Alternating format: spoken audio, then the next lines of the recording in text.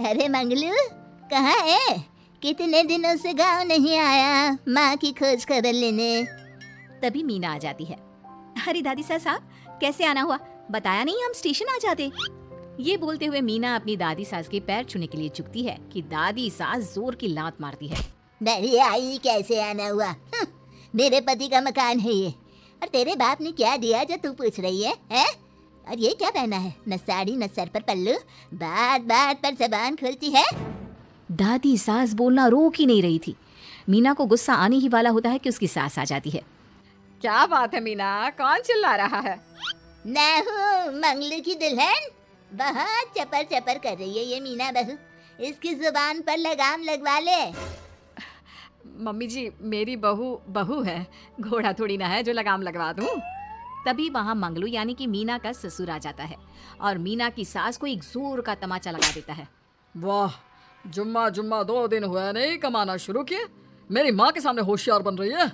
मैंने बुलाया है माँ को, ये रहेंगी तो कम से कम इस घर की औरतें औकात में रहेगी। अरे जब से कमा रही है सर पर चढ़कर नाच रही है। चिंता ना कर मंगलू, मैं आ गई हूँ ना। दोनों को लाइन में लगा कर रखूंगी। दोनों बहू ने मेरे मंगलू की जिंदगी खराब कर रखी है।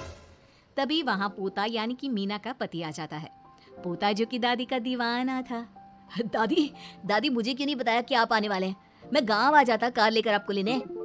अरे तू तो जानता ही है, कार में बैठ नहीं पाती। पता नहीं बहुत दिनों से लग रहा था कि तू और मंगलू परेशान है। आज मन नहीं माना तो आ ही गई मैं। देख यहाँ आकर पता लग रहा है। क्या पता लग रहा है दादी? यहाँ तो सब ठीक है, किसी को कोई परेशानी नहीं है। क्यों माँ, क्यों मीना, क्या हो गया? इन दोनों को क्यों परेशानी होगी? इन लोगों ने तो परेशान करके रखा है। माँ और मीना के बारे में कैसी बात कर रहे हैं पापा? क्या हो जाता है आपको रह रहकर? तू तो खाना बना बना कर बेशर्म हो गया है, लेकिन मैं नहीं। मेरी माँ आ गई है अब इस घर में। अब यहाँ सब वैसे ही रहेंगे जैसा मैं चाहता हूँ। देख मंगलू, तेरी बहू काम करती है तो मुझे कोई लेना देना नहीं है, लेकिन मेरी बहू कोई दर्जी का काम नहीं करेगी। साफ साफ बोल रही हैं। लेकिन दादी साहब, वो तो बहुत अच्छा बुटीक चला रही हैं। बहुत अच्छा चला रही है, लेकिन हम लोगों ने अपने घर की बहू से ना काम नहीं करवाना। अरे इसके बाप को शादी के वक्त ही बोल दिया था। और इसके बाप जिन्होंने दहेज में एक साइकिल दी थी ना, किसे हाथ जोड़कर कह रहा था, मेरी बेटी आपके घर आ गई, इससे सौभाग्य कुछ नहीं। अब देखो इसकी बेटी बहू आ जाने के बाद सर पर चढ़ रही है मेरे मंगलू के। मीना जो कि सास की बुराई सुनकर परेशान हो जाती है। दादी साहब, छोटा मुंह बड़ी बात। लेकिन क्या पिताजी ने आपको बताया नहीं? सासू माँ ने अपने पैसे से ससुर जी के जन्मदिन में कार दी थी। ससुर जी इतने साल से स्कूटर से जाते थे, अब कार से जाते हैं। क्यों ससुर जी, बताया नहीं आपने? क्यों रे मंगलू, कार ले ली तूने? मुझे तो तू पैसे भी नहीं भेज रहा। 2 महीने से कैसे कैसे दिन काट रही थी और तू यहाँ कार से घूम रहा है। आप भी सासू माँ को अपने बैंक अकाउंट की डिटेल दे दीजिए दादी साहब, वो डाल दिया करेंगी पैसे आपके अकाउंट में। क्यों सासू माँ? मंगलू यानी कि मीना का ससुर, जिसने अपनी माँ को गांव से सिर्फ अपनी बीवी को लगाम लगाने के लिए बुलाया था, ये सब देखकर जोर से चिल्लाता है। मीना बहू, चलो दादी सास आई है, ये नहीं कि खाने पीने का इंतजाम करे। अरे माँ, तू भी किन लोगों की बात में आ रही है? चल मेरे साथ मेरे कमरे में चल। ससुर अपनी माँ को लेकर कमरे में चला जाता है और दोनों बैठकर वैसे ही पंचायत शुरू कर देते हैं जैसे कोई बहू अपनी माँ से सास की बुराई कर रही हो।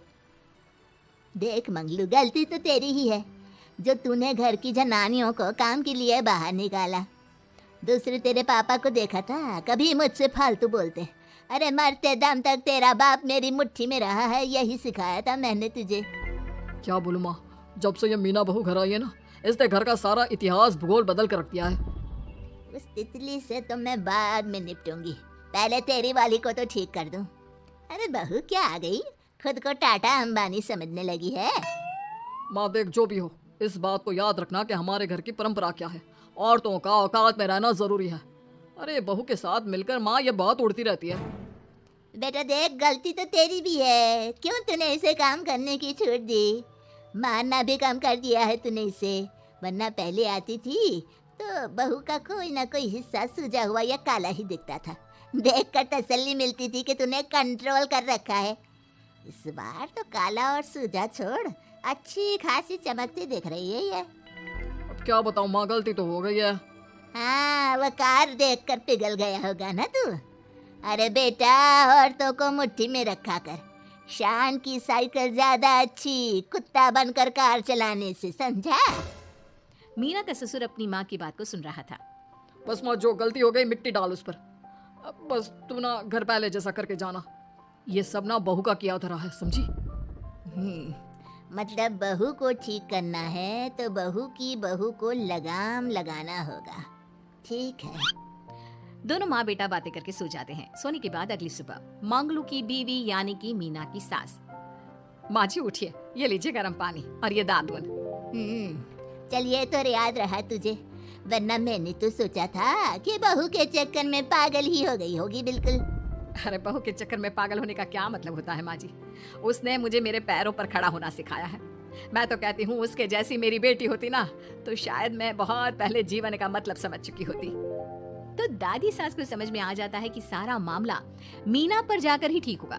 वो सोच लेती है कि अपनी बहू को छोड़कर पहले मीना को सही करना है। फिर अगले रोज, अरे मेरे पोते के पास तो मेरे पास बैठने का वक्त भी नहीं है, हैं? अरे कैसी बात करती है दादी, तेरे लिए तो मैं नौकरी भी छोड़ दूं। नौकरी नहीं, तू ना बीवी छोड़ दे, खुश हो जाऊंगी मैं। नीरज हैरान हो जाता है कि उसने तो मजाक किया था। दादी ये क्या बोल रही है? कैसी बात कर रही हो दादी, मीना ने तो सारा घर संभाला हुआ है। पहले तो घर गिरा जा रहा था ना। तेरी मीना के आने के पहले ना घर में चूल्हा जल रहा था, ना कोई रोटी खा रहा था। क्यों? नीरज को दादी बीवी के खिलाफ खूब कान भरती है। तू सही कह रही है दादी, औरत पैर की जूती और हाथ की मुट्ठी में ही ठीक लगती है। मीना ने ना सिर्फ घर का माहौल बिगाड़ा, माँ को भी पिताजी की इज्जत करनी छुड़वा दी।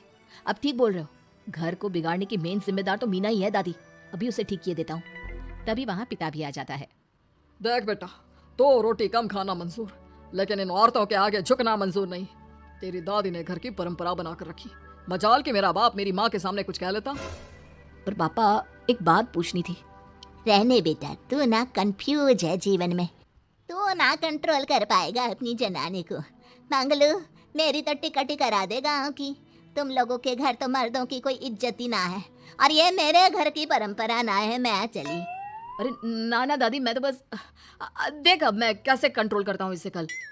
फिर अगले रोज मीना ऑफिस के लिए तैयार हो रही थी कि देख मीना, आज मेरे दफ्तर से कुछ लोग खाने के लिए आ रहे हैं, तो शाम के खाने में।